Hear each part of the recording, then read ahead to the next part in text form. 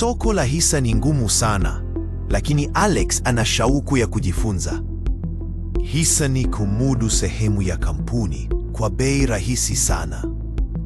Wawekezaji hununua na kuuza hisa kwa furaha kubwa sana. Soko linapanda polepole kwa miaka na Alex anaona mafanikio. Soko hushuka kidogo, lakini linapanda tena kwa kasi kubwa. Kwa karne, soko limekua sana na Alex ana matumaini makubwa. Wekeza kwa muda mrefu, si siku moja, kwa ushindi mkubwa.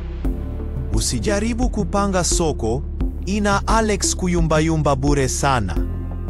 Muda wa kuwekeza huleta mafanikio makubwa kwa Alex sasa.